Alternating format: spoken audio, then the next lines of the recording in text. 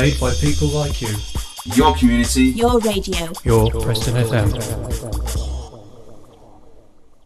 Karen McNamara has been in touch and said, why is it only guys are admitting to licking pans? I just do not know how we got onto this subject, and I'm definitely not going to ask my next guest if that's what he does. I better not do that, because in the studio right now is my last guest of the afternoon on a Friday, and it's Andrew Sumner, and Andrew is from MOKA here in Preston. Now, I said right at the top of the show at 2 p.m. that Andrew was coming in, and in many ways MOKA is synonymous with food and drink here in Preston, and I'm sure Andrew would agree with that. So Andrew, a very good afternoon to you. Good afternoon. Lovely to meet you. And yourself. So your role within MOKA, you're a manager down there? Yeah, that's right. I'm part of the management team. I've been with MOKA now for 10 years, and I started off in the restaurant, which is the evening part of MOKA on Fishergate. And we built the restaurant up there for years and years. We started off as a bring your own restaurant, Preston's first bring your own, because we didn't have a license at first. So everybody used to bring their own alcohol down there. And then we introduced a free bottle of wine offer over the years. So every 2 people that came down got a free bottle of wine with the meal. And then eventually we got a license, and it's just developed and grown from there.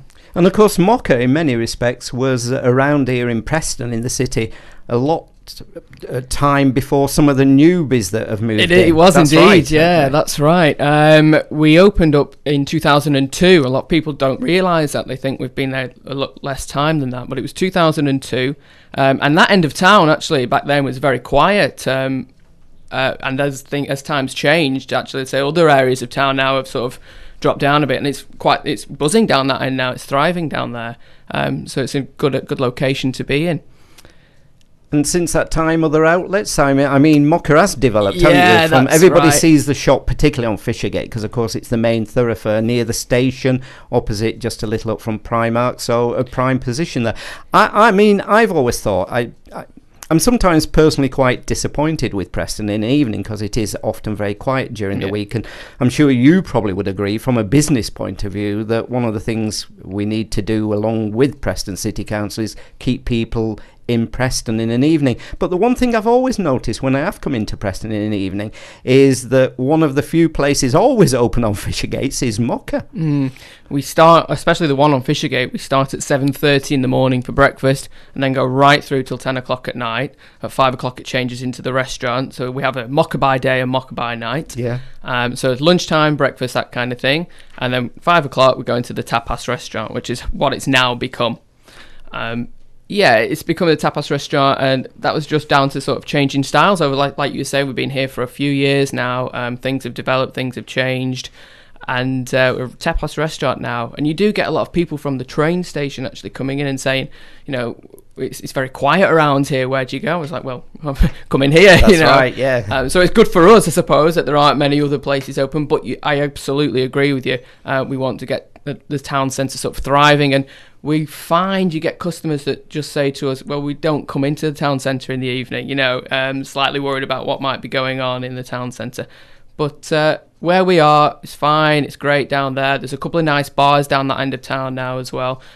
So it's good, it works well for us. And another nice thing is it's a local business employing lots of local people. Certainly is. I'm glad you mentioned that. A lot of people confuse us with like the sort of national companies, but we aren't. We're just Preston based. MOKA is a local company. That's right. I mean, we've got a couple now in the town centre, to be fair, but we are just Preston based. And what about trends? There are so many.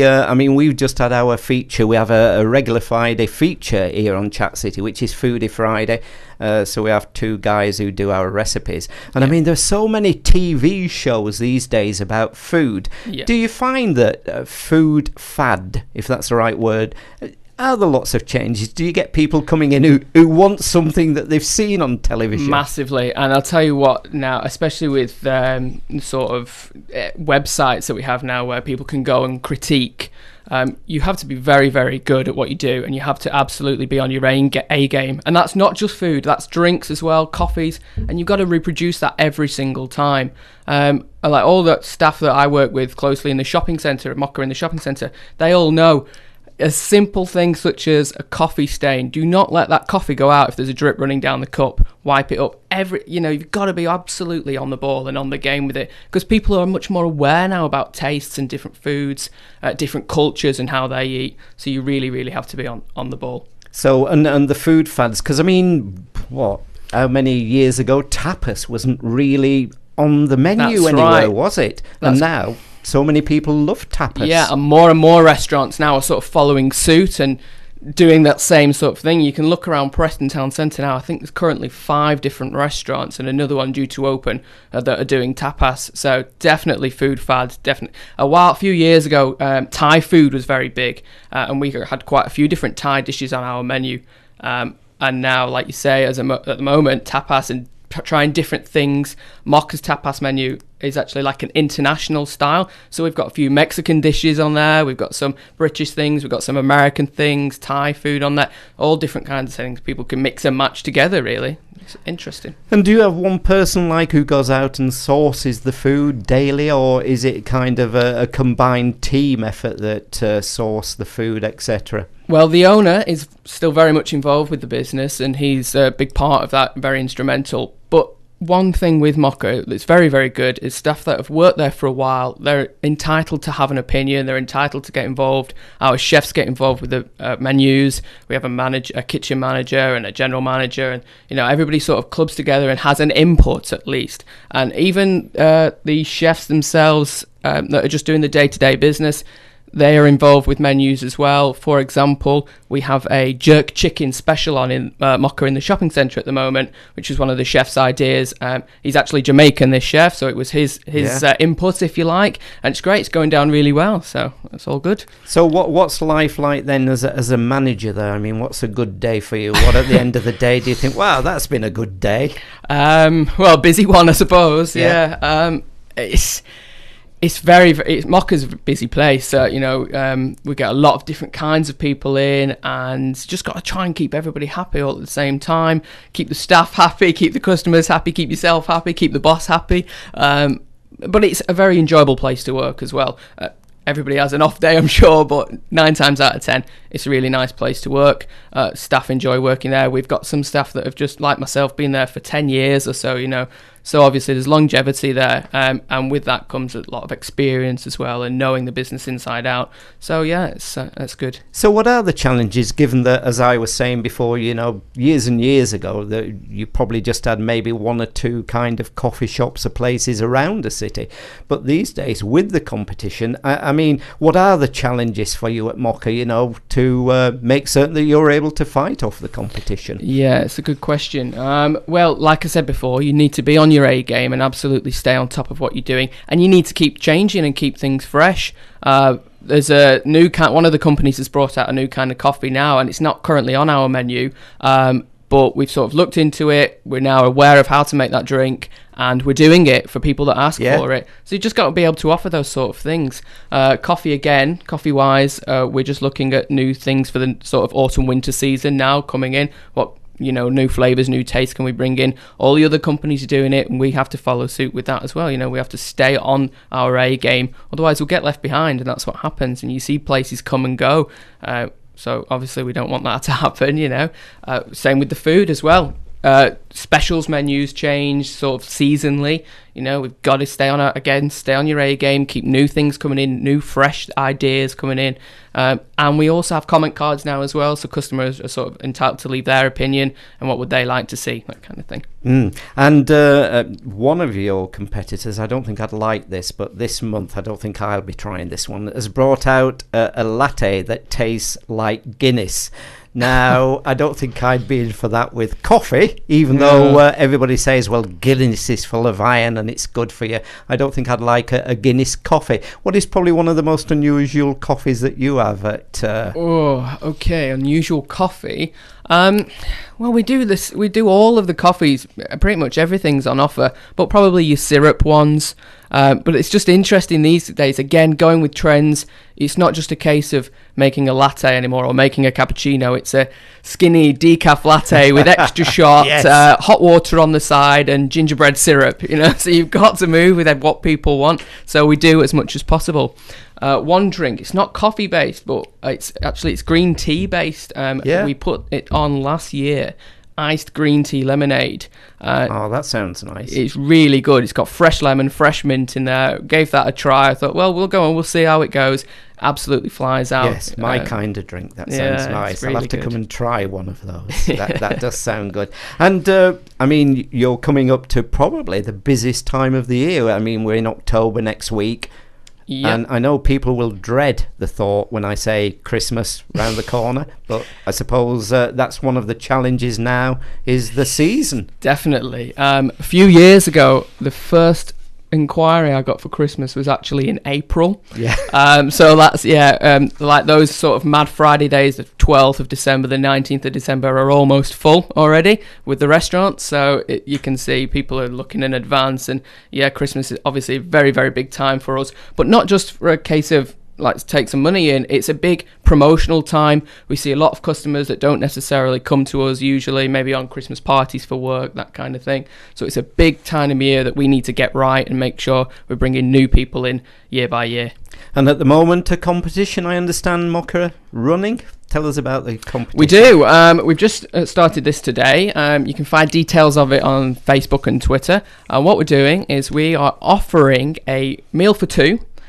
That's the first prize. Magnum of Prosecco is the second prize, and then a bottle of Prosecco is the third prize. And what people have to do is send us a short video. They can upload it to the internet address, which is management.moka@gmail.com, telling us why you love MOKA. Okay, so tell us what you like about the place, what dishes, what drinks, that kind of thing. And the best one, obviously, will win the prize. So I'm looking forward to that. I'm looking forward to seeing what different things people are going to show us.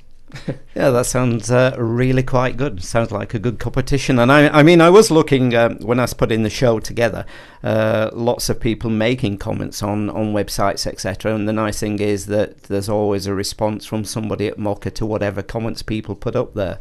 So again, because customer relations, of course, is central, isn't it, to all this? Because you don't go back to places, do you, if you don't get that first class customer satisfaction. Absolutely. And word of mouth is so strong. I mean, obviously, it's a cliche, everybody says it, but it's true. And there's a good chance, like I know a lot of people, they won't necessarily complain. In fact, I do it myself. If I had a bad experience, I might not complain. I might not kick off about something, but I certainly wouldn't go back. And I'd probably go home and tell everybody that I had a bad experience there. So it's really important. And then people that do sort of, send us a review or critique or something, it's important that we get back to them. And if something, and we have positive reviews, we have negative reviews like anybody. And if we do get negative review, it's important that, we respond to that and sort of try to invite that customer back, and hopefully we'll see them again and show them, that was a one-off, and, come back to us. Because we're trying hard to please everybody, and we definitely want your custom. It's important.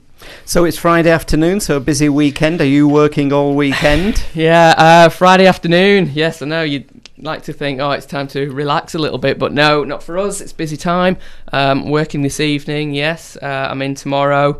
I've got some marketing to do. Then I'm on the floor doing drinks on Saturday afternoon, Saturday lunchtime. Some more marketing. I'll probably be in Saturday night. I'm in Sunday. So, yeah. So I suppose marketing, again, like customer relations, is a biggie, isn't it, for the organisation? Definitely, and we're just really starting to get into the social media side of things. We've done it for a while. We've had like a Facebook page and things like that, but we're really trying to push that now and work on that, because again, you've got to move with the times. People are on social media on a daily basis, so we're sort of trying to go down that route at the moment and bring more custom and bring new custom to MOKA, people that might not necessarily have seen us before on the internet. So that's a new thing for us as well. We're learning about that as we go. Brilliant. Well, I have found out I have got a way that you can totally fill your outlets. They'll be queuing at the doors to get in. Sounds good.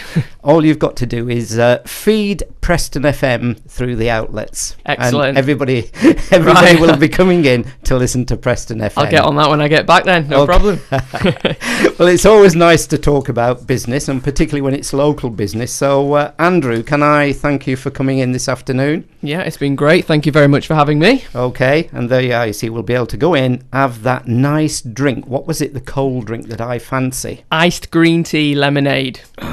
Ice cream, tea, lemonade sounds brilliant. And listen to Preston FM.